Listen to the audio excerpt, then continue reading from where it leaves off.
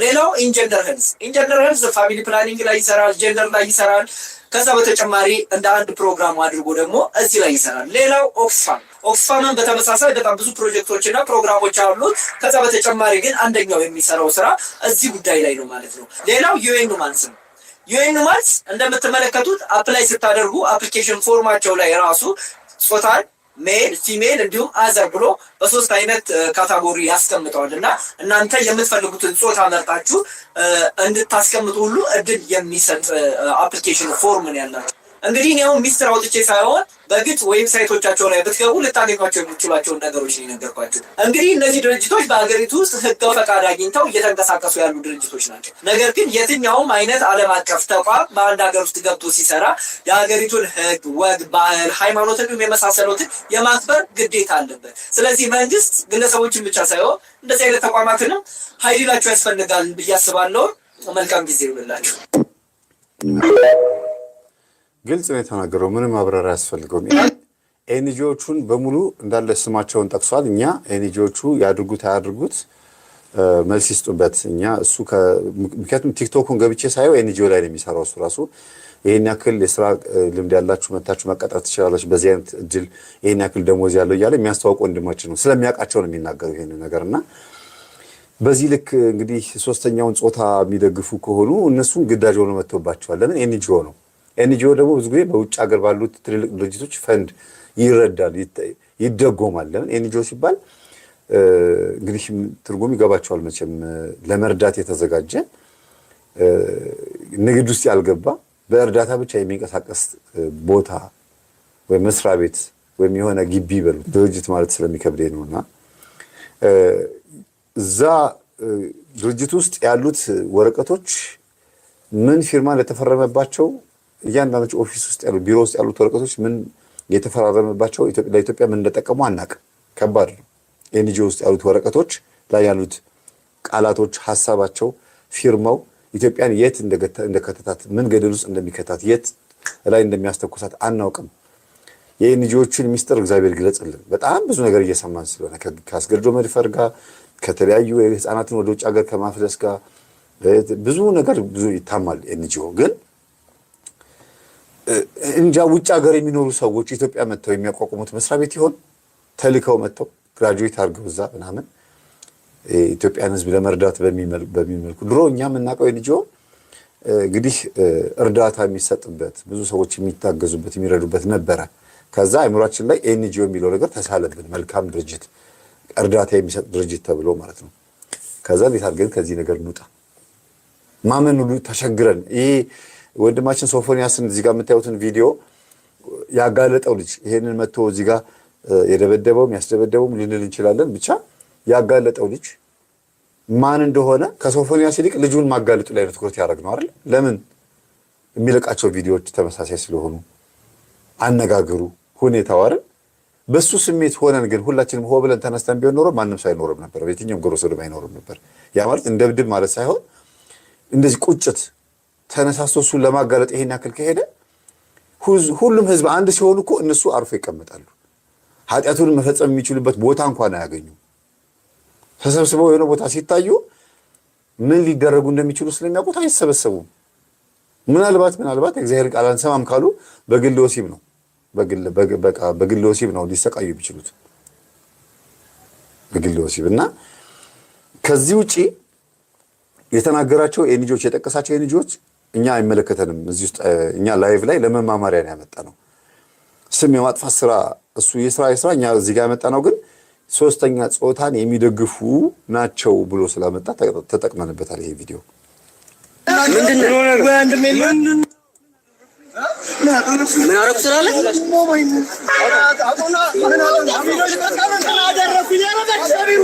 4 ኪሎ ያበቀለችው አብሩሽ የቤት ስሙ ነው። ዝናጭ ነው እሱ በልጅነቱም የዘናዎቹ ትውልድ የፎቶ አነሳስ ሰለባ ጎበዙ ተማሪ ህይወትን ለማሸነፍ ብዙ ውጣ ውረዶችን አይቷል። 4 ኪሎ ማስቲካ አዟሪ ያኔ የደገፈችውን ሊስትሮ ዕቃ ዛሬም በክብር አስቀምጧታል። የአምባሳደር መንገድ የታክሲ ረዳቱ፣ የሰሜን ማዘጋጃው የፓርኪንግ ሰራተኛው፣ የፒያሳው ስፖርት ቤት ተላላኪና የጽዳት ሰራተኛ፣ ቀበሌም ቲያትር ክበብ ጎራ ብሏል። እንጀራ ለመብላት ብዙ ዞሯል። በብዙ ሙያ ቀዳዳዎቹን ለመድፈን ጥሯል። መምህርነት ህልሙ፣ የኮቶቤው መምህር የማይክሮሊንኩ አካውንታንት ስለ ህልሙ በነፃ ቅጠሩኝ ብሎ ለኢቲቪ ደብዳቤ የጻፈው ህልመኛው ወጣት ጋሽ ውብሸት ወርቅአለማው ጋር ተመላልሶ ስለ ማስታወቂያ ብዙ ልምድ ቀስሟል። ስለ እናቱ ቢያወራ የማይሰለቸው የዋት መልኳን፣ ግርማ ሞገሷን ዘበናይ ነበረች እኮ ሰላምዬ፣ እኔም ያላባት ስታሳድግ መልኳን ያጣች እናቴ ይቿት የኔ ጀግና የዋት በ6 ወሬ በጉልበታ ላይ አውላኝ ጉልበቷን ያጣች ብሎ ዛሬም ጥሏት መውጣት ዳገት የሆነበት በ60ኛ ልደት በዓሏ ላይ ሰርፕራይዝ ያደረጋት ካባ ደርቦ ዳግሜ ሙሽራት አበባ ያስበተነላት በርካቶች በታደሙት ዝግጅት በእንባ ያመሰገናት እጁን ነክሶ ስለ እሷ በእንባ የተናገረ ሶፊ የእናቱ ልጅ የባቡል ኬሩ የበጎ አድራጎት ድርጅት መጀመሪያው ጎብኚ ጋዜጠኛ ስለ በጎነቱ በወረቀት የተመሰከረለት ታዋቂ ሰዎችን ወደዚህ ደጅ የሰበሰበ ስለ መልካም ስራው ተቆሞ የተጨበጨበለት ጋቢ የሚደረብለት አምባሳደሩ የሙያችን ተምሳሌታችን ኢቲቪ ገብቶ ህልሙን የኖረ የኢቲቪን በር ከፍቶ የገባ ኮምፒውተሩ ላይ ቁጭ ብሎ ሳለፈበት እንጀራ የጎለጎለ በመረጃ ራሱን ለማብቃት ጥረት የሚያደርግ ህልሙን ለመኖር ብዙ ጠውረዶችን ያለፈው ልጅ ዛሬ ህልሙን እየኖረ ነው። የቲቪ ስቱዲዮ መመላለሻው ነው። የእሑድ መዝናኛ ወንበር የሚጠብቁት ባለአስተማሪ ታሪክ ባለቤቱ ጋዜጠኛ ሶፎንያስ ዋሲሁን። እንግዲህ በዚህ ልክ የተነገረለት ይህ ወንድማችን ዛሬ የሚያሳዝን ኃጢአት ውስጥ ነው ያለው። ያ ኃጢአት ደግሞ ምናልባትም እስቲ አንድ ቪዲዮ ላሳያችሁና ምን አይነት ስሜት ለዚህ ያደረሰው ምንድን ነው የሚለው ነገር እንድናቅ ነው። እስቲ እንየው። አንድ ቪዲዮ ልክፈትላችሁ። እውነት ለዛ እስካሁን ያላገባው ፍቅር ይዞ ያውቃል? አፈቅራለሁ ግን ቶሎ ሰልቻለሁ። እውነት ለዛ እስካሁን ያላገባው። በዚህ አጋጣሚ ማስታወቂያ እንስራ እዚህ እንዴ ነፃ ነኝ ያልከው? አዎ እንትን አለብኝ የመሰልቸት ነገር አለብኝ። ቶሎ ሰለቻለሁ ነው ብዙ ታውቂኛለሽ። ነገር ራሱ ላይ ብዙ ሰዓት ማሳለፍ አልችልም። አዲስ ነገር ፈልጋለሁ ልኝ ግን ያው ትዳር ላይ ሰራማ እሱ ወይ ፍቅር ህይወት ላይ ሰራማ ግን ምን ይሰራል? አዲስ ነገር እየፈጠርሽ ያን ፍቅርሽን እያደሽ ሌላትሽ አዲስ ሰው ከፈለክ ብዬ ነው እንጂ አይ ሰው ላይ ነው አትቀይሩም። ግን ሁኔታውን ያለውን ነገር ግን ወደ አዲስ መቀየር ብዙዎቻችን አሁን ከጓዳ ጀምሮ ሰላምዬን ጨምሮ እናትህ በቃ ሁሉም ነገርን እናውቃለን። ግን የፍቅር ህይወት ብዙም ሰው ያውቀው ወይ የሆነ በጣም ረጅም ጊዜ ሄድክበት የለም ወይ የለም። አይ የሚረፋ ፍቅር ጊዜ ምን ነው በቃ ነው ሰለቻለሁ ነገሮች ላይ ሰለቻለሁ። አሁን ግን ያው መሰልተትም አሁን ግን እንግዲህ እዚህ ጋር የተናገረው ነገር በጣም ወሳኝ ነገር ነው። እሰለቻለሁ ፍቅር ጀመርና ግን ቶሎ ሰለቻለሁ አለ። ያብራራል፣ ይናገራል። ድምጹም ከቃላት አወጣጡም ስታዩት ምናልባት እንደሚናገረው ከሆነ ደግሞ ግብረ ሰዶማዊነቱ ሚስት ወይም ሴት የመሆን ፍላጎት ነው። ልክ ወደ ሴትነት ጾታቸው የሚቀይሩት አይነት ወንዶች ባህሪ ነው ያለው። ግብረ ሰዶም ሲባሉ ወንድ ሆነው ወንዶችን የሚገናኙ አሉ። እንደገና ወንድ ሆነው እንደሱ ደግሞ ወንዶች እንዲገናኟቸው የሚፈልጉ ሁሉ አሉ ማለት ሁለት አይነት ናቸው ማለት ነው።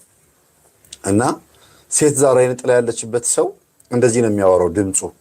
ከዚህ በላይም ሊቀጥን ይችላል። አመለካከታቸውም አስተሳሰባቸውም ልክ እንደዚህ ነው። ስሜታዊ ናቸው። ቶሎ አዳዲስ ነገር ለሚፈልጉት ልክ እንደ ሾርት ሚሞሪ ቲክቶከር ዘንድሮ እንዳለ ነው አይነት ነገር ማለት ነው። ከዛ ደግሞ ፍቅር ላይ እንትን ነኝ ስልቹ ነኝ አለ። ለምን ሲባል ሴት ፍቅር ላይ ነው። አስቡት እንግዲህ መቼም እሷ ስለ ሴት ነው የምትጠይቀው ያለችው። ቶሎ ሰለቻለሁ አላት። ማናት ውስጥ ያለችው የምታሰለቸው ሴቶች ጋር ብዙ እንዳይጸና የምታደርገው ማናት? ይሄ ልጅ ቶሎ ሰለቻለሁ ሲል ምን ማለቱ ነው? ብዙ ሴቶችን ስለቀረበ ምናልባትም ደግሞ ሴቶችን ሊቀርብ ሞክሮ እምቢ ስላለው ሊሆን ይችላል። በጨዋነት እየተናገረ ያለው ግልጽ ነው። ባይዘው ያነጋገሩ ግልጽ ነው።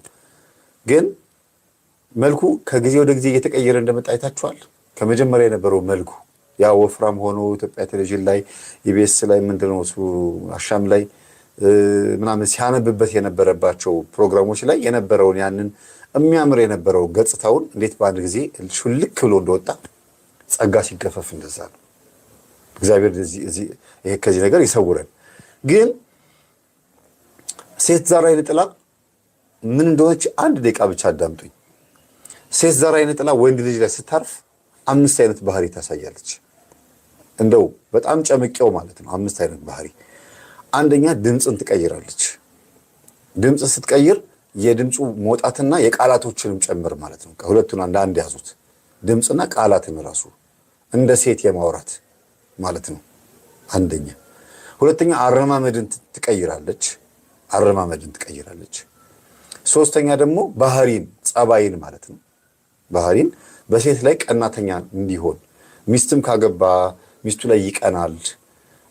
ፍቅረኛም ካለችው ከሷ ይልቅ እሱ ደማቅ ሆኖ ቆንጆ ሆኖ መታየት ይፈልጋል። ይሄ በነገራችን ላይ በብዙ ቦታ ላይ የታወቀ የተደመደመ ነገር ነው። ሴት ዛሬ ላይ ያለችበት ያልኩት ግብረ ሰዶም የሆነ ሰው አላልኩም። ካለችበት ወደዛ የመሄድ እድሉ በጣም ሰፊ ስለሆነ ማለት ነው።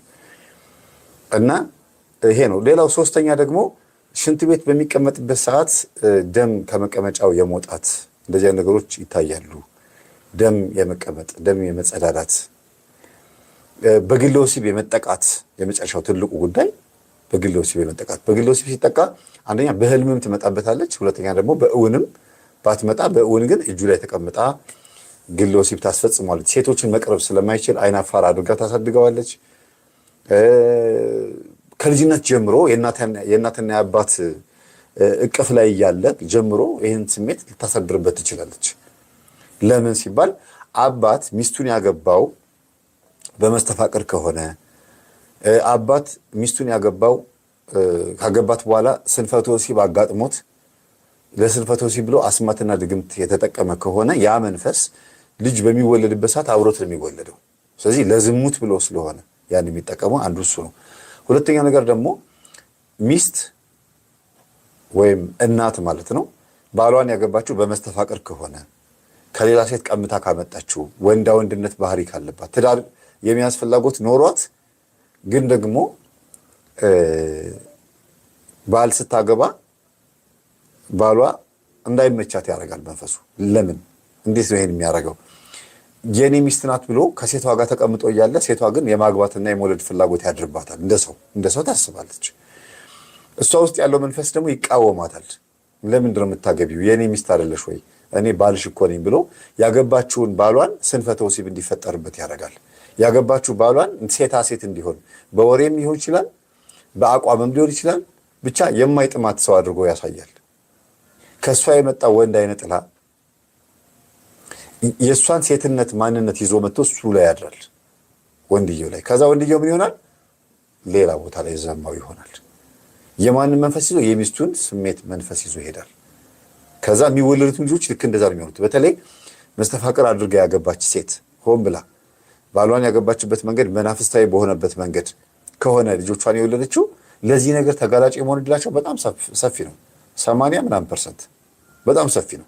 ስለዚህ እንደዚህ አይነት ግብረ ሰዶም ውስጥ ያሉ ሰዎች እናትና አባቶቻቸው በደንብ መታወቅ አለባቸው። ምንድን ነው እናትየው ሲያመልኩ የነበሩት?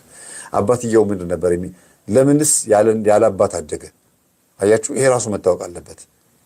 አንዳንድ ጊዜ የሴት ልጅ ተብሎ እየተጠራ እየተሰደበ ሊያድግ ይችላል። እናት ደግሞ እንደ እናትም እንደ አባትም ሆና ልታሳድግ ትችላለች። ይሄን አለ ብያልን ያለ ነው። ግን በዛ ውስጥ በሴት እጅ ላይ ብቻ በማደጉ የመጣበት ተጽዕኖ አለ ወይ? ተጽዕኖ ውስጥ ከምን መጣ? የእሱንስ አባት የገደለው ምንድን ነው? የሞተውስ በምክንያት ነው? እናትየውስ ልጃቸውን ይሄ ሁሉ ዓመት ያለ አባት እንዲያሳድጉ የፈረደባቸው የእሳቸው መንፈስ ነው? የባልየው መንፈስ ነው የገደላቸው? ይሄ መታወቅ አለበት። እያንዳንዱ መንገድ ተጠንቶ ነው ከዛ በኋላ ይሄ ልጅ እንደዚህ አይነት ባህሪ እንዲኖሩ ያደረገው። ዝም ብሎ አይደለም የሆነው ማለት ነው። ድንገቴ አይደለም፣ አብሮ የሚሄድ ነገር ነው የሚለውን ነገር እንድታዩልኝ ይፈልጋሉ።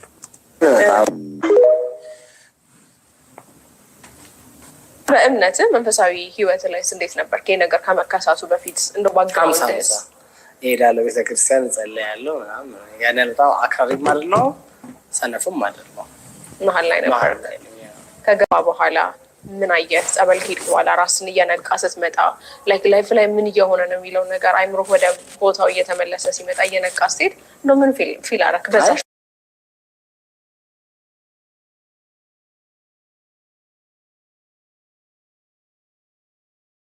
ፍጹም መረጋጋት ነው የምታገኙት ጸበል ቦታ። እንጦጦ ኪዳነ ምሕረት ነበርኩ። እንጦጦ ኪዳነ ምሕረት ነው የገባኸው? ኦኬ። እና በጣም ፍጹም መረጋጋት፣ ዓለምን እንድትረሺ እንድታይ ነው የሚያደርግሽ። ያንን የተረዳሁት። ከዛ ምንስ ስምጭ ደግሞ የምታየው ነገር ይረብሻል። ምን ያህል ጊዜ ቆየህ እዛ ማለት ነው? 14 ቀን። ትንሽ ነው። ቶሎ ነው የእንትን ያልከው የዳንከው ማለት ነው። 14 ቀን ቶሎ ለውጣኝ። ሰማችሁ? አልጮኩም። ሲያወራ በነጋችን ላይ በጣም ግድ የለሽ ቀለል አድርጎ ነው የሚያወራው። የምትጠይቀውን ጥያቄ ሁሉ እሷ የምትጠይቀው ጥያቄ ያውቀዋል። ጋዜጠኛም ስለሆነ ቀድሞ ጥያቄዋን ሁሉ ሳትጠይቅ ሁሉ ይመልስላታል። ግን ሳትጠይቀው ማለት ነው። እና ኖርማል አድርጎ ነው የሚያወራው። ኖርማል አልጮኩም። 14 ቀን ነው የነበርኩት። ያው እዛ ስትሆኝ ዓለምን ትረሻለች። እዚህ ስትመጪ ደግሞ ያው ወደ መጥፎ ነገር ይጠብቅሻል። የሌላ ነገር ነው ያለው ምናምን ያውቀዋል ማለት ነው። መሰበክ አይፈልግም። ይሄ ልጅ ስብከት አለ የሚያስፈልገው፣ መንቃት ብቻ ነው የሚፈለግበት። በቃ በጠላቱ ላይ መንቃት። ደግሞ የሚገርማችሁ የሚያስጮህ እንደሆነ ጠላት እንደሆነ ሰይጣን እንደሆነ ያውቃል እኮ። ግን እንደዚህ ካለ በኋላ ነው እንደገና ናዝሬት ላይ ደግሞ ኃጢአት ሲሰራ የተገኘው። ስለዚህ ሊተወው የማይችል የሚፈታተነው መንፈስ በውስጡ እንዳለ አያስታውቅም። ይህን ሁሉ ከተናገረ በኋላ እንደገና እዚህ ኃጢአት ውስጥ ከተገኘ እንደዚህ ግብረ ሰዶሞች እንደዚህ ናቸው፣ ያውቃሉ። ብዙዎቹ ይመጣሉ፣ ሊካኩ የምክር አገልግሎት ሊወስዱ ይመጣሉ። በፎቶ አላወጣቸውም፣ በቪዲዮ አልቀርጻቸውም። በጣም ብዙ ናቸው። እና የምክር አገልግሎት ስሰጣቸው ግን እያለቀሱ የሚናገሩት ምንድነው? ጥቅስ አንፈልግም፣ እናውቀዋለን፣ መጽሐፍ ቅዱስን እናውቀዋለን፣ እንዴት ብለን እንደምንላቀቅ ብቻ መንገዱን ንገረን ነው የሚሉት። መንገዱን ሲነገራቸው ደግሞ አጠገባቸው ሰው ከሌለ ልክ እንደ ሲጋራ፣ እንደ ጫት፣ እንደ መጠጥ ሱሰኛ የግዴታ ትሪት መደረግ አለባቸው። ካውንስል ያስፈልጋል። ትሪት መደረግ፣ ይሄ ሪሃቢሊቴሽን፣ ከሱስ የማገገም ስራ ያስፈልጋል ማለት ነው። እግዚአብሔርን በጣም የሚገርማቸው እንደዚህ አይነት ነገር ውስጥ ያሉ ሰዎችን እንዲያገግሙ፣ ሪሃቢሊቴት እንዲያደርጉ፣ ወደ የነበሩበት ማንነታቸው እንዲመለሱ በጣም ወሳኝ የሆነ ራሱ የቻለ ትልቅ ድርጅት ያስፈልጋል። ትልቅ ድርጅት ግራጁዌት እያደረጉ የሚወጡበት፣ እግዚአብሔርን በደንብ አውቀው ነፍሳቸውንና ስጋቸውን አስታርቀው የሚወጡበት ትልቅ ቦታ ያስፈልጋል። አለበለዚያ ብቻቸውን በፍጹም አይድኑም። የግዴታ ሰው የሚያስፈልገው ሕክምና ሱስ ነው። ሱስ የግዴታ ካጠገባቸው ሰው ያስፈልጋል። ሰው ከሌለ ከባድ ነው። ይወሰውሳቸዋል። ራሱ መንፈሱ ሂድ ሂድ ሂድ ሂድ። ሰው ሲመክራቸው ምክሩ እንደ ተራ ነገር መቁጠር። ሰው ካለ ግን አጠገባቸው ምን ችግር የለውም። የለመደው ስጋቸው የለመደውን ነገር ሲከለክሉት ከሆነ ጊዜ በኋላ ዶፓሚን የሚባለው ነገር እንደ አዲስ የለመደውን ነገር ነው የሚሰጣቸው። እንደ አዲስ የለመደው ምንድነው? መሰብሰብ፣ መቆጠብ። እዚህ ቤት ውስጥ ነው ያለሁት፣ ሱስ ውስጥ የለሁም፣ በቃ አሁን መስተካከል አለብኝ፣ መለወጥ አለብኝ፣ የምበላው ጠዋት ይሄንን ነው፣ እንደዚህ ማድረግ የለብኝም የሚለውን ነገር ነው ዶፓሚናቸው የሚለምደው። መንፈሱን ልክ እንደዛ ነው። ይታሰራል፣ ይያዛል። እኔ እንዲያውም አንዳንዴ ትልቅ ካውንስል ክፈትና እንደው በቃ ዶክተር እየቀጠቀጡ እየሰገዱ ምን እያሉ እየጸለዩ የሚበረቱበት የሆነ ትልቅ ካውንስል ክፈት እንዲህ ሁሉ እያልኩኝ ነው። ምክንያቱም ከባድ ነው። እንደዛ ሳምንት ምናምን ሱባኤ የሚያዝበት ክፍል በቃ ቤት ትልቅ የሆነ ነገር ካልተከፈተ ከባድ ነው። ቤተክርስቲያን በዚህ ጉዳይ ላይ አጥር ተሸክማ ትልቅ ግቢዎችን ተሸክማ ቁጭ ብላለች። 1 ሜትር በ2 ሜትር 1 ሜትር በ2 ሜትር የሆነ የሱባኤ ቦታ እያንዳንዱ ቤተክርስቲያን ሱባኤ መያዣ፣ መጸለያ፣ መስገጃ፣ ፊታቸውን ወደ ቤተክርስቲያን አዝሮ የሚጸልዩበት ክፍል ተከራይተው የሚኖሩበት ቤተክርስቲያን ዙሪያ ማለት ነው ቢገኝ ቢኖር እንዴት ሰው በተለወጠ ነበር። ተውት፣ ጸበል፣ ሱባኤ ዝም ብሎ እኮ ነው በቃ ቤተክርስቲያን መጥቶ ቁጭ አልወጣም ከዚህ ቦታ ላይ እግዚአብሔር ይለውጠኛል ብሎ የሚቀመጥበት ቦታ ቢያገኝ እና ለነሱ ብቻ የሚሰጥ ትምህርት ደግሞ ቢኖር ኮርስ ቢኖር ስንት ሰው በተለወጠ ነበር። ያውቃሉ፣ የት መጥተው መለወጥ እንዳለባቸው ያውቃሉ። አሁን ራሱ ምንድን ነው ያለው? የት ነው ያለሁት ነው ያለው። ጸበል ነው ያለሁት ብሏል፣ ተናግሯል አይደል ተባለው። ያውቃሉ፣ ይገባቸዋል። ግን የተቆጣጠራቸው ነገር አለ፣ ብሬኖሽ አድርጓቸዋል ማለት ነው። አንድ ስለ ዋናው ለዘብተኛው ነው ያንተ አያችሁ፣ እኔ ላይ ያለው ለዘብተኛው ነው። ሰማችሁት? ስሙት። ዳንከው ማለት ነው 14 ቀን አንድ ስለ ዋናው ለዘብተኛው ነው ያንተ ለዘብተኛው ነው ነገ ያለው ባህሪውን ተመሳስሎ ነው ያለው ማለት ነው። እሱ ራሱ ለዝብ አይደለ? ልክ እንደዛ ነው የሚመሳሰለው። ዛር ማለት ይሄ ነው በቃ። ስለዚህ የሶፊዬ እናት የእውነት እየሰሙን ከሆነ ይሄ መልእክት አስተላልፉላቸው። የእውነት ሶፎንያስ ደጅ ላይ በለመደው ውጪ ላይ በለመደው ብቻ ነው ሰዶማ የሆነው? የእውነት እርሶ በቤቱ ውስጥ የሚያመልኩት ነገር ምናምን የለም? ይሄ ነገር አያውቁም? በቤተሰቦቹ በዘሮቹ ይሄ ነገር የለም? አባቱስ ምን አይነት ሰው ነበረ? እናቱስ? ይሄ ነገር ከሱ ብቻ የመጣ ነገር ነው? እንደ የእውነት ሰዶማውያን መጥተው ስለደፈሩት ወይም ደግሞ እንደዚህ ስላስለመዱት የመጣበት ብቻ ነው ነው። ይሄ ነገር በደንብ አድርገው ብዙ ሰዎች ቢያስቡበት እውነቴን ነው ልጆቻቸውን ያተርፋሉ።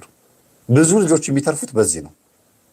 መንፈስ ነው። አዎ 100% የሰዶም መንፈስ እርኩስ መንፈስ ነው፣ ሰይጣን ነው። ግን ስጋን ካበላሸ በኋላ ደግሞ ዞር ይላል። ስጋን የሆነ ነገር ያስለምደዋል። ለምሳሌ በጠጥ የለመደ ሰው አሁንም አምጣር ቢለው ሰይጣን ምን ያደርጋል? ያን ኃጢአት ያስለምዳችሁና ከአይምሯችሁ ይወርዳል። ከዛ ያ ነው የሚሰራለት። ተርኒንግ ፖይንቱ እሱ ነው። በቃ ዝም ብሎ መስራት ነው። አሁንም ስታርቲንግ ፍሮም ሬስት ነው። በቃ ከዛው ባለህበት እርገጥ ነው።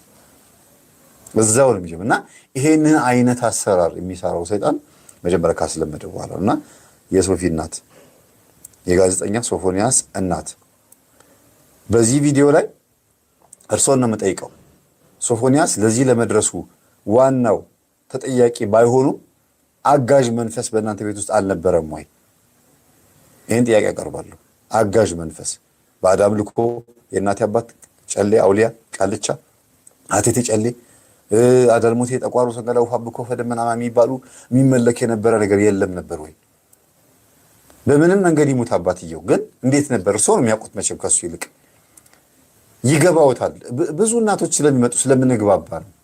እና ይሄ ልጅ በራሱ ብቻ አይመስለኝም እንደዚህ ሆነው ወዶም አይደለም የሚል ሀሳብ አለኝ።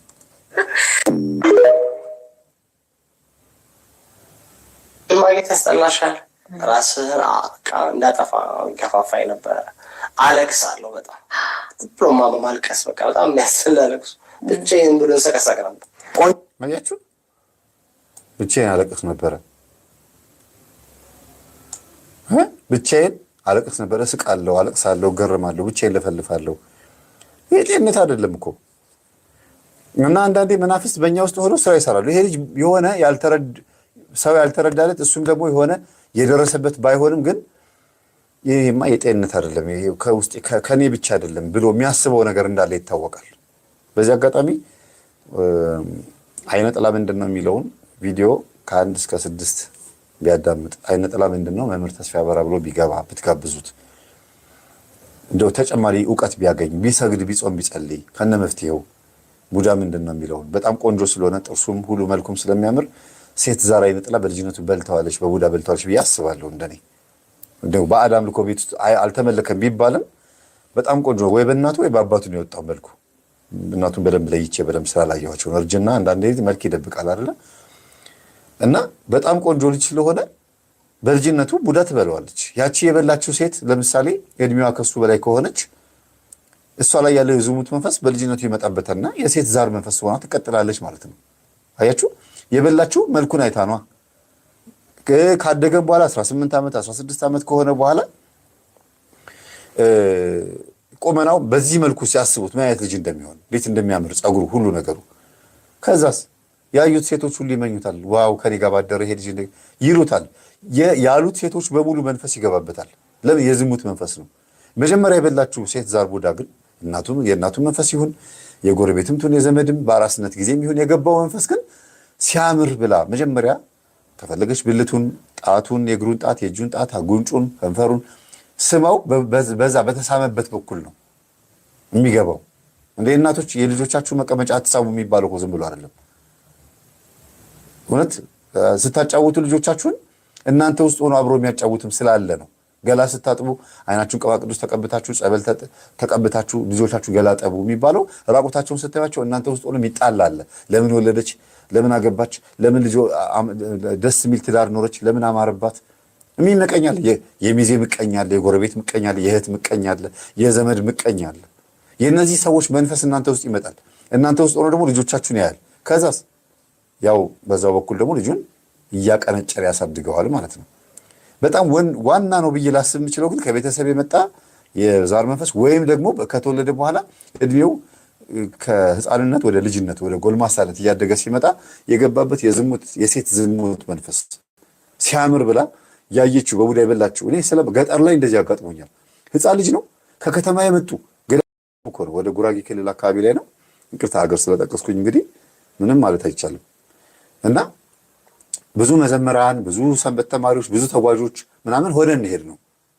እና ሚካኤል ቤተክርስቲያን ነው፣ ገጠር ውስጥ የታወቀ ቤተክርስቲያን ነውና ስንሄድ ከገጠር ነዋሪዎች ውስጥ አንድ ልጅ ነው፣ ትንሽ ልጅ እኮ ነው፣ ቢያንስ ወደ 12 ዓመት 11 ዓመት ይሆነዋል። መጥቶ በቃ ይጫወታል፣ ይላፋል ከሴቶች ጋር ምናምን። ከዛ ይገርማል ወንዶች መካከል መጥቶ ተኛ እና እኛ ጋር እያሉ ትንሽ ልጅ ነው አረና ተጋር መጣም እያለ በቃ ከገጠር ከአዲስ አበባ የመጣን ሰው ሲያገኝ የገጠር ልጆች ይጫወታሉ ብለን አስበን ነው ወንዶች መካከል ገብቶ አንደኛውን ተጓዥ ከኛ ጋር ሲሄድ የነበረው ልጅ ግን ሲነካካው ነበር ይሄ ልጅ።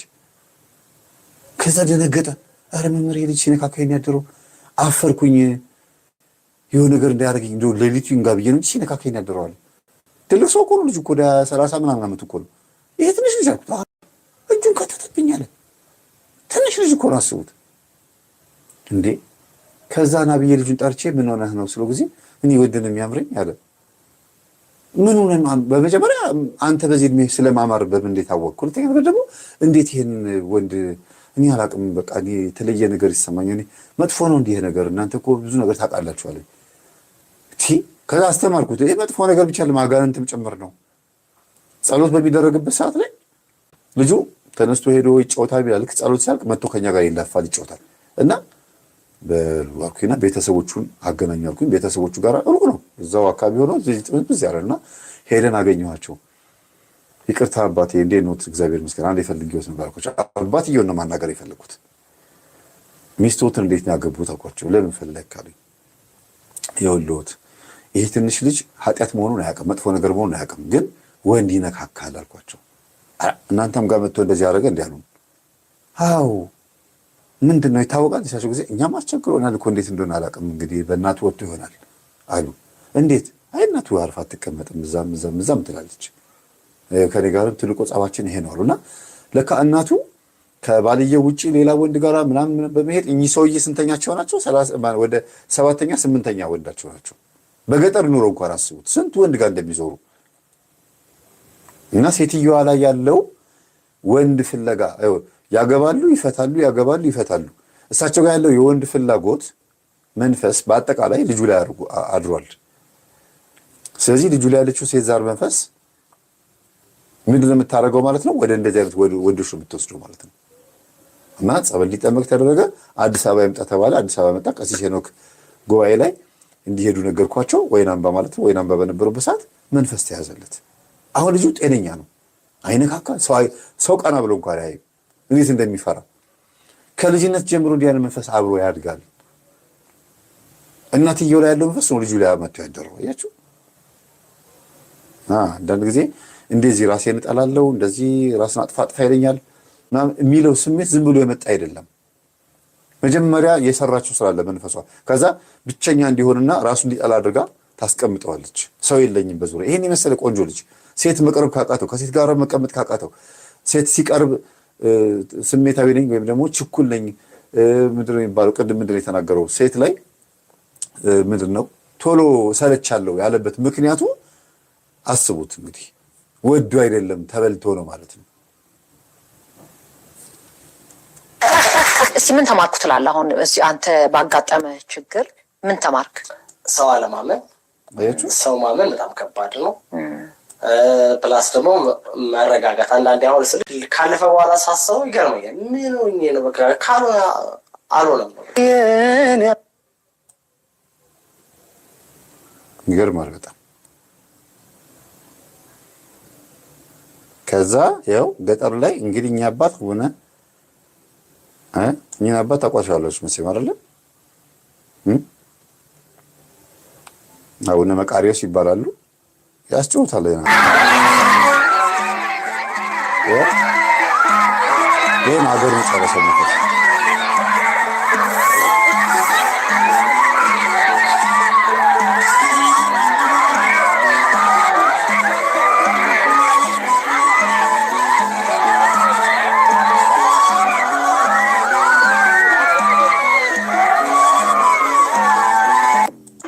ይሄ አሁን ምንድን ነው ያሳየኋችሁ?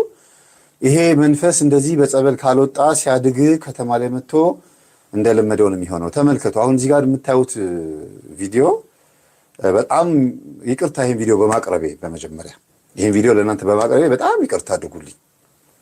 ማሳየት ማቅረብ አልነበረብኝም። ልጆቻችሁን አሁን ዞር በሉ በሏቸው፣ ገባ በሉ በሏቸው። ትንሽ ጠንከር እያለ ስለሚመጣ ቪዲዮ እስካሁን ድረስ ያቀረቡት ሳይሆን ትንሽ ከዚህ በኋላ ማቀርበው እና አዋቂዎች ብቻ ብታዩት ደስ ይለኛል። ህፃናቶች ባያዩት። ገጠር ላይ አህያ፣ በግ፣ ፍየል አልፎም ዶሮ፣ ድመት ምናምን ውሻ መገናኘት ገጠር ላይ የተለመደ ነው። እንዴ እስክትሉ ድረስ ግራ ያጋባችኋል አንዳንዴ። ገጠር ላይ አይደል፣ ከተማ ላይ እኛ የምናውቀው ከተማ ላይ ነጮች ጋር በፊልም ላይ በምናምን በሩቅ ነው የምንሰማው። እንደዚያ ነገር አለ እንዴ እንላለን። ለካ ኖርማል ነው። አንዳንዶቹ ሲናገሩ ኖርማል ነው። አንድ ቲክቶከር ምን እንስሳ መገናኘት እኮ ገጠር ላይ ኖርማል ነው ይላችኋል። እና ስሙት፣ ይሁት። ይቅርታ ግን ለማሳየው ነገር በጣም አልቦት ኤባዳይየዛ ኦቶቢሳ ካዱማቱ የኔ ፍቅር አያችሁ፣ ይሄ ኖርማል ነው። እንግዲህ ሴት ሲያጣ ገባ።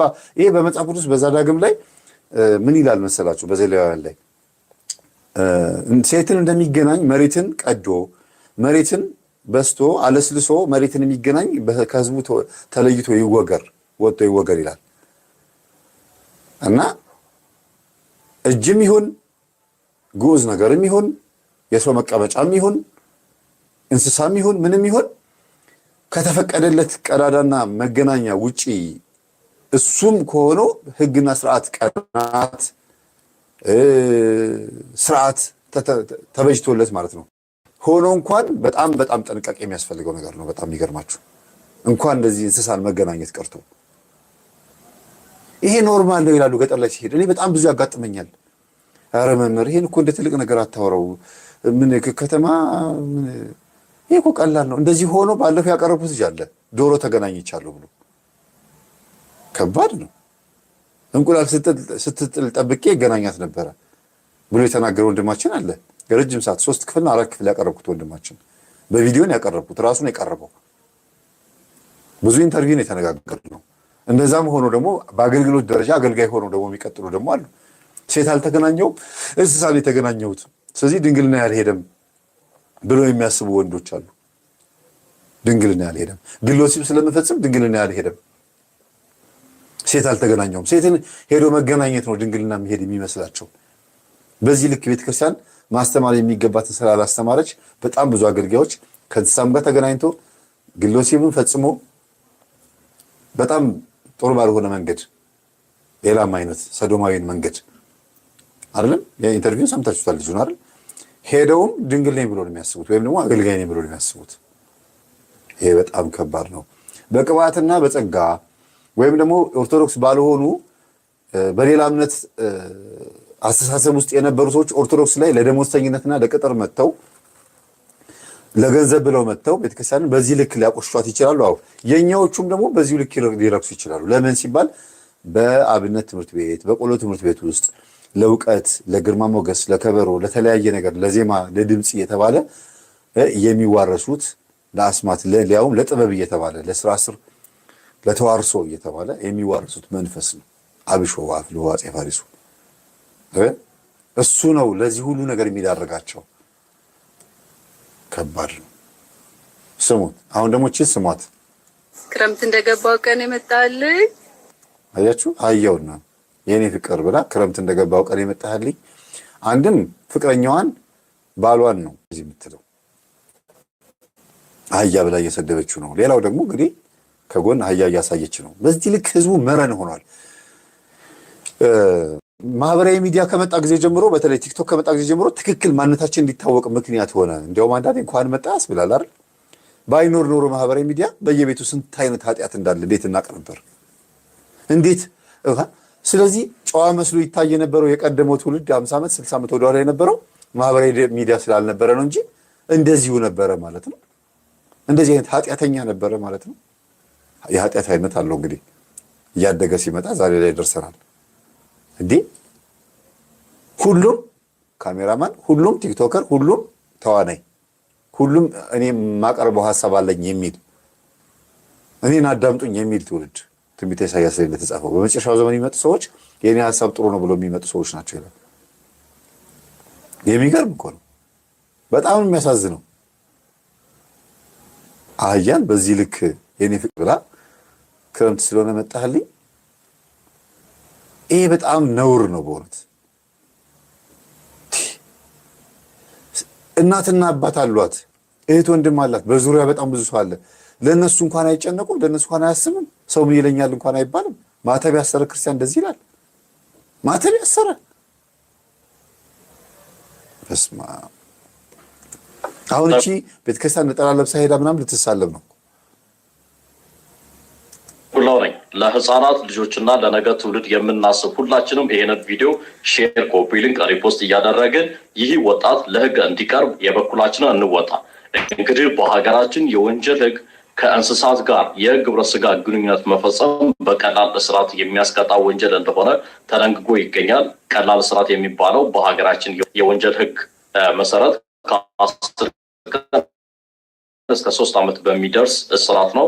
ስለዚህ የተደነገገበትም ምክንያት አስቀድሞ የህግ አውጪው እንዲህ አይነት ተግባር የሚፈጽሙች ስለመኖራቸው ከግምት ውስጥ በማስገባት ህጉን ያወጣ በመሆኑ ይሄ ልጅ ይሄ ወጣት ለህግ ቀርቦ እርምት እርምጃ ሊወሰድበት ስለሚገባ ሁላችንም አድራሻውን የሚያውቁት ሰዎች ጋር ይህ ቪዲዮ እንዲደርስና ለህግ እንድናቀርብ እንረባረብ። አመሰግናለሁ። በጣም ይገርማል። እውነቱን ነው። ተመልከቱ።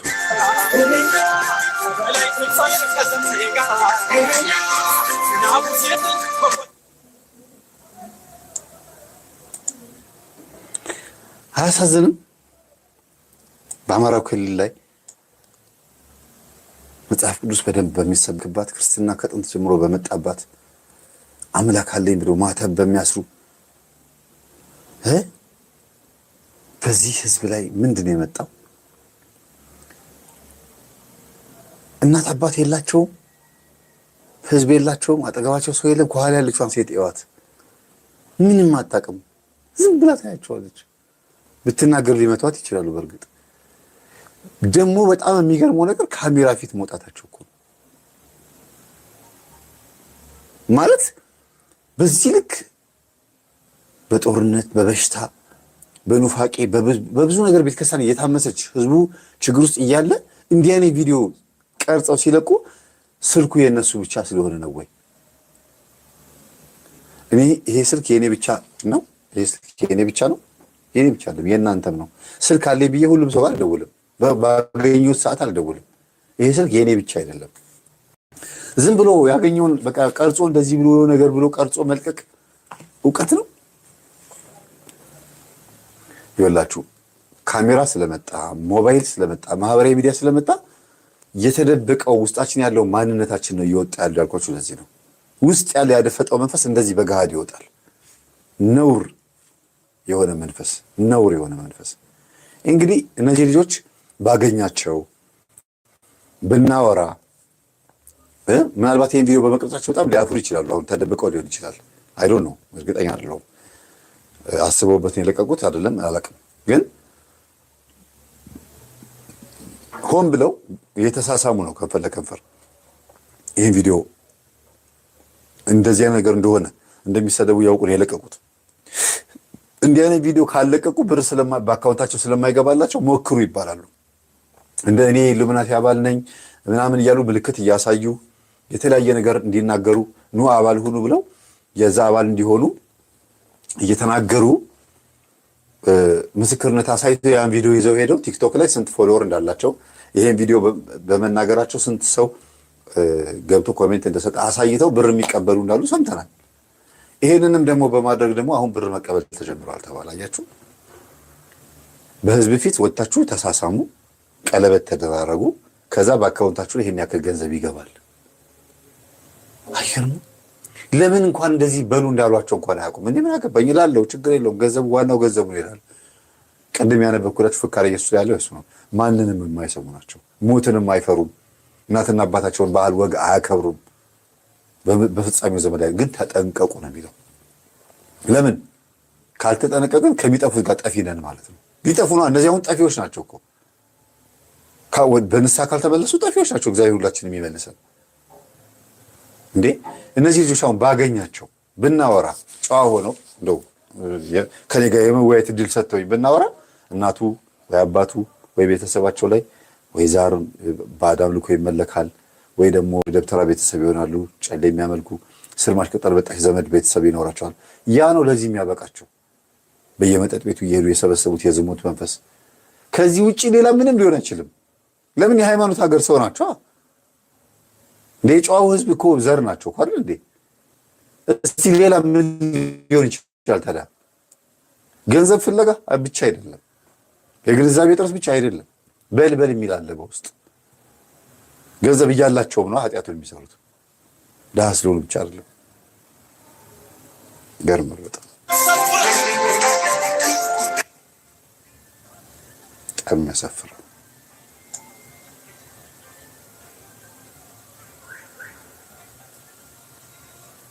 ከኋላ ያያቸዋት ልጅቷ ግን ዝም ብላ የምታያቸው ምን እያደረጉ እንደሆነ እንኳን እያወቀች ማለት ነው አሁን እሷ ያለችበት ሁኔታ ላይ ነው ያለው አሁን ትውልዱ ጊዜው ዝም ብሎ ማየት በቃ ምን ታረጉታላችሁ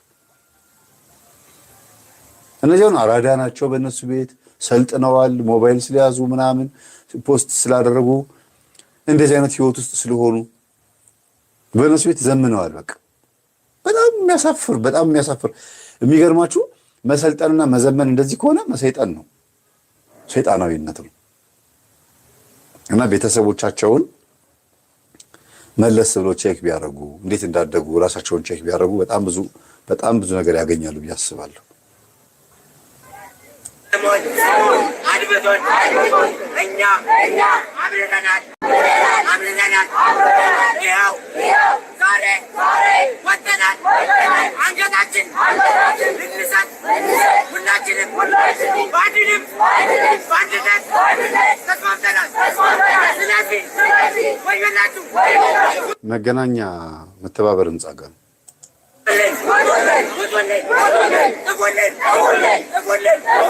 እኛ እስከ ድነታችን በፍቅራችን በማንነታችን ተዋደን መኖራችን ለእኛ በቂ ነው ስለዚህ ሁላችሁም እናት እርኩሳን እናት እንስሳውያን ሀገራችን ጥፉልን እኛ ሰማዊ ነገር ሀገራችን በኢትዮጵያ ባለንበት ሲፈጸም ዝም አንልም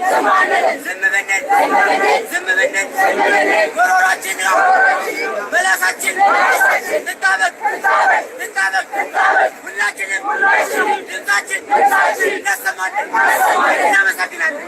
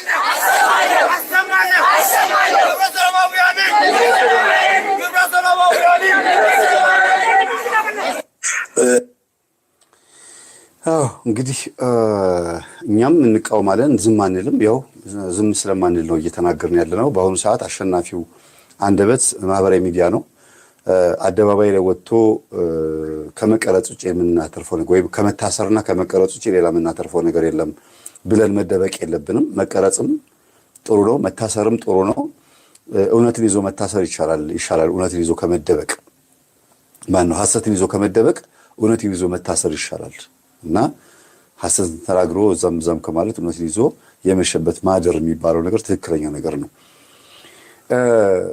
እስቲ ቀደም አህያ ሲገናኝ አሳይቻችኋለሁ በግን ፍየልም ይገናኛሉ ብያችኋለሁ እንግዲህ ውሻም ጭምር ማለት ነው ነጮች ውሻ የሚያሳድጉበት ትልቁ ምክንያታቸው የነጮች ነው ኢትዮጵያ ውስጥ ያለው ዝም ብሎ ነው ሲደረግ ያየን የሚያረጋው ሊያደርገው ሊፈጽመው ይችላል አይችልም እኛ የምናውቀው ነገር የለም። ግን ኢትዮጵያ ውስጥ ከሰይጣን ጋራ ጥብቅ ግንኙነት ሲኖራቸው ውሻን መስዋዕት አድርገው ያቀርባሉ እንጂ ውሻን ይገናኛሉ የሚባለው ነገር ብዙም እንትን አይደለም። ግን ሊያደርጉት ይችላሉ። ከማን ለምደው? ከነጮች።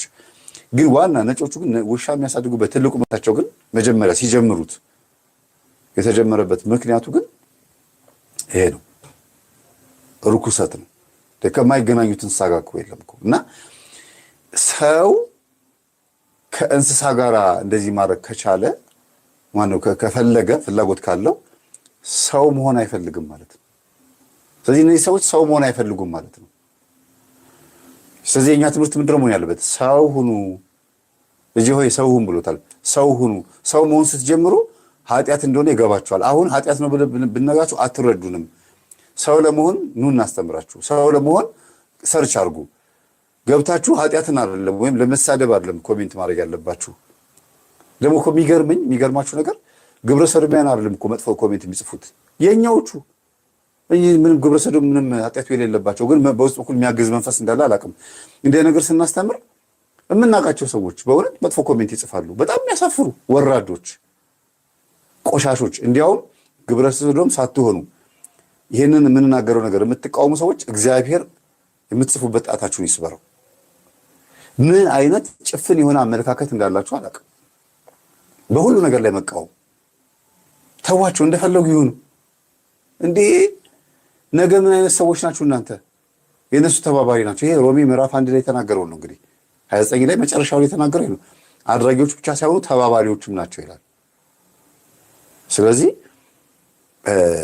በአደባባይ ወጥተው እንደዚህ እንዲጮሁ ያደረጋቸው በድብቅ የሚሰራው ኃጢአት ምን አይነት ኃጢአት ስለሆነ ነው?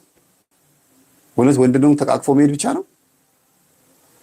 ቆሻሻና እርኩስ ነገር ብለን ሽንት ቤት ሰርተን በየጊዜው ሽንት ቤት ሲመጠጥ እንኳን እንደዚህ አፋችንን ይዘን የምናስመጥጠውን ሽንት ቤት አይነት እኩል እኮ ነው እየሆነ ያለው እንደዚህ አይነት ኃጢአት የምንጸየፈውን ሽንት ቤት ሲመጠጥ እንኳን የምንጸየፈውን ሰዎች እሱን ሲፈጽሙት አያስገርምም? ግን ሰው ምን ደረጃ ላይ እንደደረሰ በጣም እኮ የሚገርም ነው።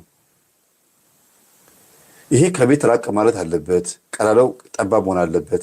ሰው ሲጸዳዳ እንዳይሸት ቤቱን ሳሎኑ እንዳያበላሹ ተብሎ ዲቶክስ እየተደረገ የተለያዩ ነገሮች በቃ ብዙ ኬሚካሎች ፓውደር እየተደረገ ሽንት ቤቱ በንጽህና የሚያዝ ሽንት ቤት እሱ በለጣቸው።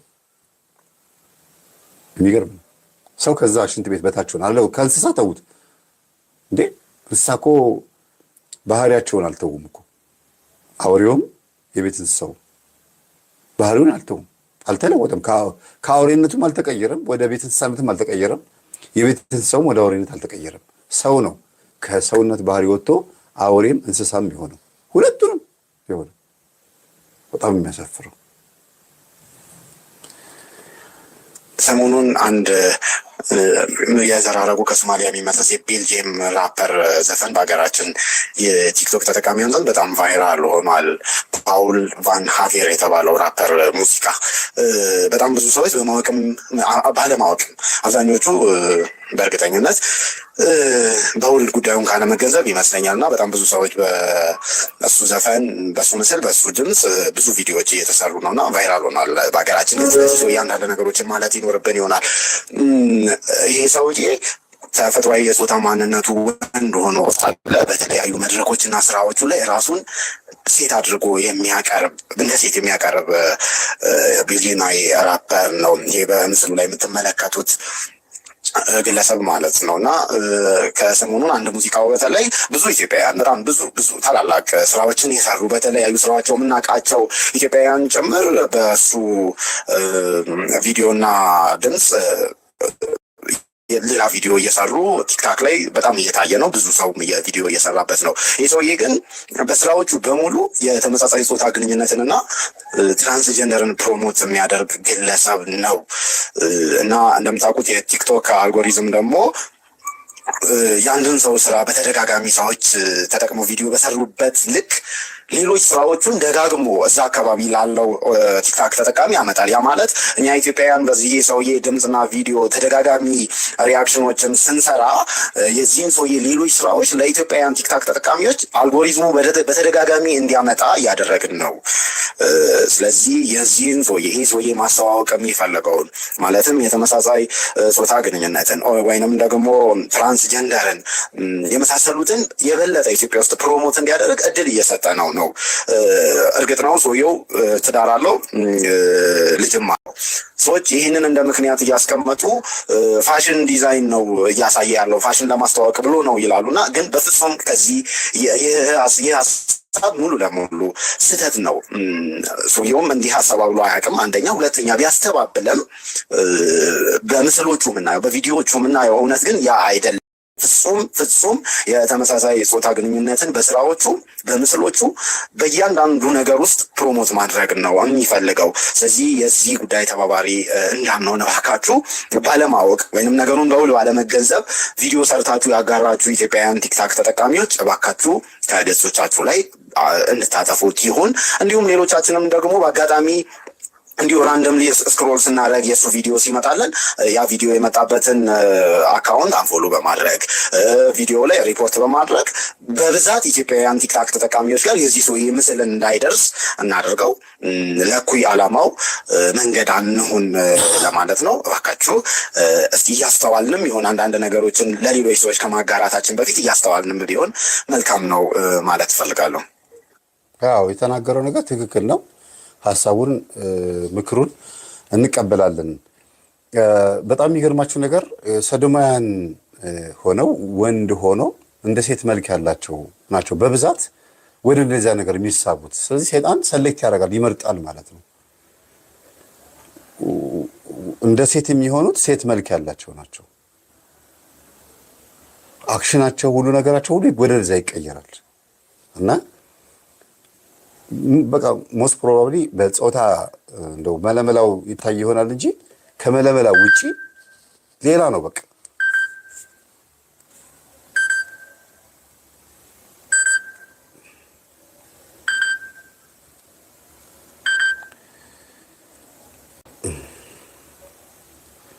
የሚገርም ነው። በዚህ ሰዓት መደወል ምን ማለት ነው ቤተሰቦች? እና በቃ በአጠቃላይ ከሀፍረተ ስጋ ውጪ ሁሉ ነገሩ ሴት ነው። ያንንም ደግሞ ከጊዜ በኋላ ቀየሩት ማለት ነው። ጾታውን ቀይሮ አለባበስ፣ ቦርሳ መያዝ ምናምን ሁሉ ነገሩ ተቀይሮ ደግሞ ሌላ ሆኖ ይመጣሉ። ታያላችሁ። ቀጥሎ ደግሞ ቪዲዮዎች ያሳያችኋለሁ። እና ፈልገውት ነው የሚያደርጉት። እነሱ ግን ፈልገውት ይመስላቸዋል እንጂ ተገደው ነው። ፈልገውት ስላችሁ ፍላጎት ሳይሆን ሄደው በስርዓቱ ፈልገዋለሁ ይሄን ነገር ብለው ገዝተው ነው የሚያደርጉት። በግድ መጥቶላቸዋል፣ ጊፍት መጥቶላቸዋል። በግድ አርግ ተብለው አይደለም። ይሄ ነገር ከኔ ጋር ማች ያደርጋል፣ እኔም ወደው ይሄንን ነው ከልጅነት ጀምሮ ወደው ነው ይላሉ። አያችሁ፣ ከልጅነት ጀምሮ ያሳደጋቸው በዛ መስመር ስለሆነ ማለት ነው።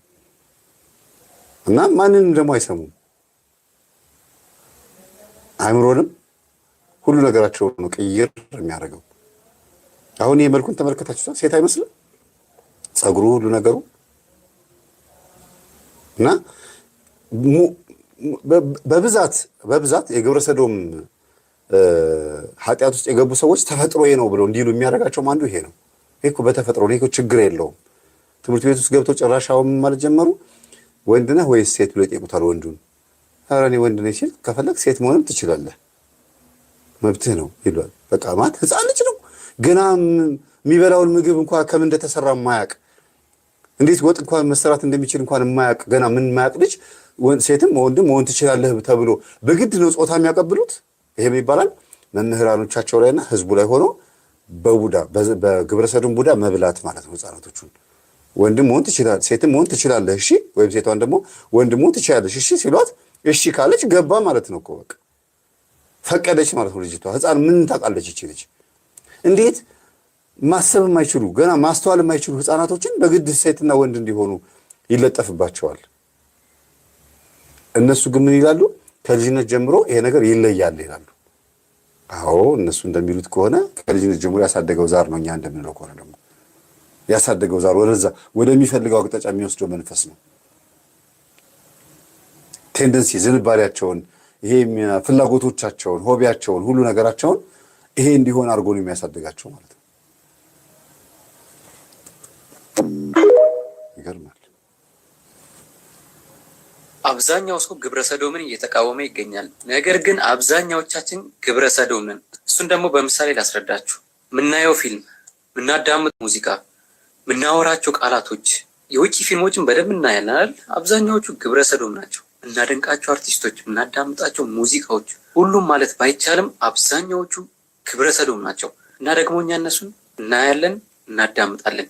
አልፎ ተርፎም ደግሞ እነሱ የሚያደርጉትን ኮፒ ለማድረግ እንሞክራለን። ይህ ደግሞ እንዴት እንደሚሰራ ላሳያችሁ። ድሮ ፊልም ስናይ የኪሲንግ ፓርት ላይ ሲደርስ ወይም ደግሞ የመሳሳም ፓርት ላይ ሲደርስ እንዴት እንደምንሸማቀቅ ታውቃላችሁ አይደል? ከዛ 1 2 አለን ኖርማል ሆነ። ቀጣይ ደግሞ የሴክስ ወይም ደግሞ የወሲብ ፓርት ላይ ሲደርስ እንዴት እንደምንሳቀቅ ታውቃላችሁ? እሱንም ደጋገምነው ኖርማል ሆነ። አሁን ደግሞ በቅርብ ጊዜ የግብረ ሰዶማውያን የጌ የሌዝቢያን ፊልሞችን ስናያቸው ሊያስመልሰን ሁሉ ይችላል መጀመሪያ ስናይ። አሁንስ ኖርማል ሆኗል። ነገሮች እንደዚህ ነው የሚሰሩት። ሁሉም ነገር ቀስ በቀስ ኖርማል እየሆነ እየሄደ ነው። ስለዚህ ጆሮአችንን፣ አይናችንን፣ አፋችንን መቀደስ አለብን። መናያቸውን፣ ምንሰማቸውን ኮፒ አድርገን የምናወራቸውን ነገሮች ካልተቆጣጠረን ግብረ ሰዶሚቁም እንቃወማለን ስላልክ ብቻ የሚጠፋ ነገር አይደለም። የእኛ ስራ ነው። እኛ እንቀደስ፣ ኢትዮጵያ ትቀደሳለች። ተስማማን? በነገራችን ላይ ይሄ ልጅ ደራሲ ነው። እሺ የእንትን ላይ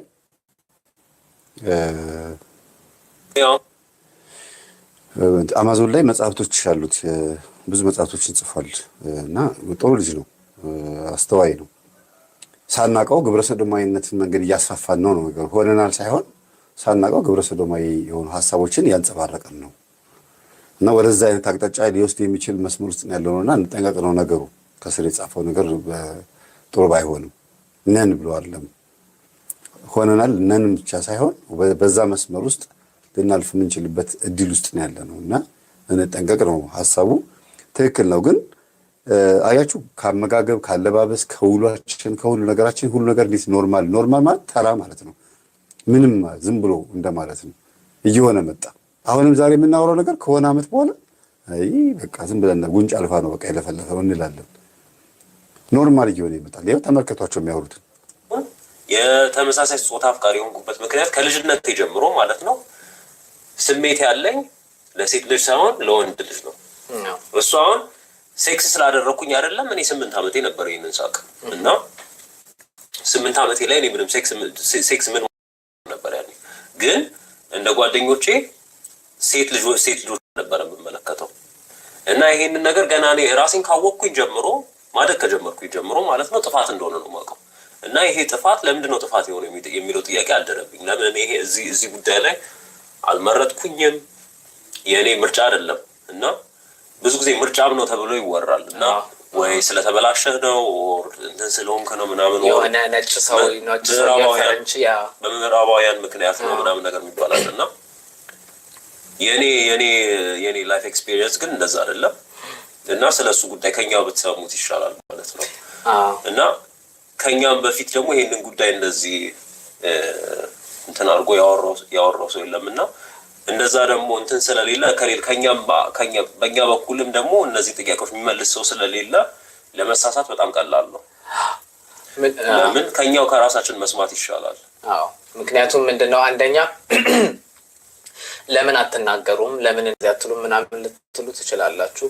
ግን ጥላቻ የተሞላበት ቦታ ላይ በመንሆንበት ጊዜ ሰው እገላሃለሁኝ፣ አጠፋሃለሁኝ፣ እንደዚህ የተለያዩ ነገሮች አደርጋለሁኝ በሚባልበት ምድር ላይ ሰው ተነስቶ እንዲነኝ ብሎ ማውራት ማለት እርግደሉኝ ብሎ ራሱን እንደማወጭ ነው የሚሆነው ማለት ነው። ስለዚህ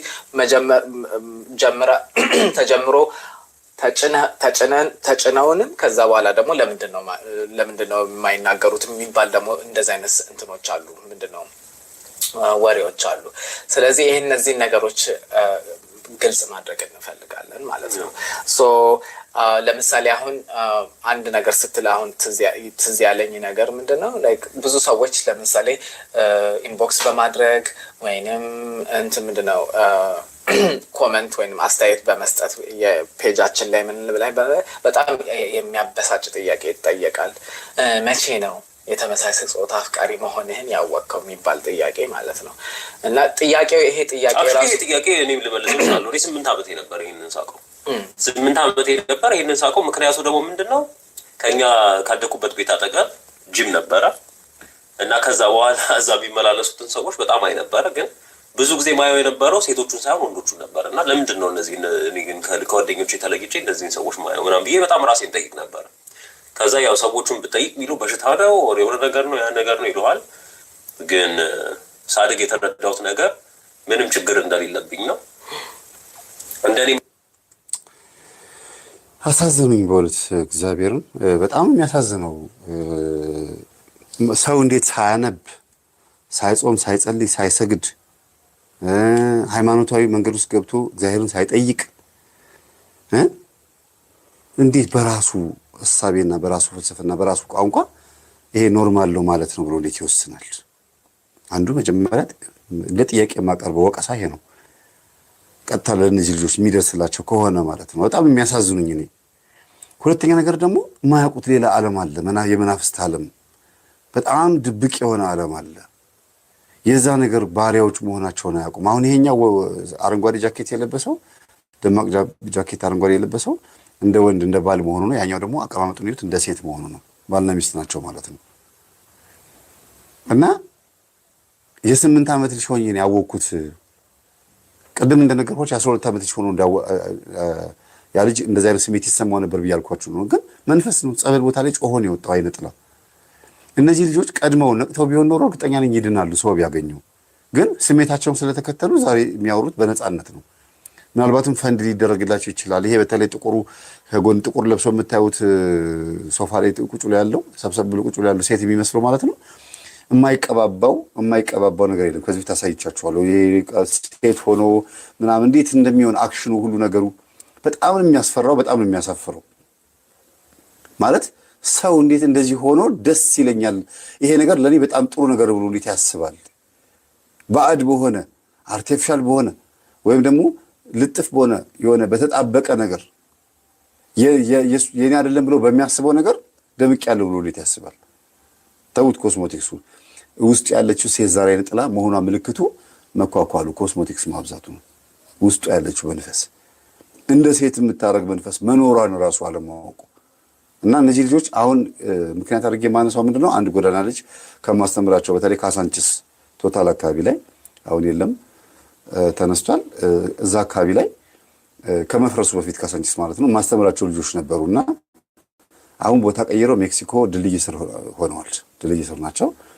እግዚአብሔር አንድ ቀን እንግዲህ ቤት ሰጥቷቸው ተከራይተው ወንጌል ቤት ውስጥ ቁጭ ብለው የሚማሩበትን ቀን ያመጣልኝ ብዬ አስባለሁ። እና ሰዶማዊ ነበር ልጁ እና ልጠጋ ሲል ጊዜ እነሱ ኧረ መምህር ይሄ ቆሻሻ ነው እንደዚህ ነው አሉኝ። ከዛ ምን ሆነ ነው እንደዚህ ሆንኩ? ሰው ተደፍሬ ነው ጎዳና ላይ ተደፍሬ ነው አለ።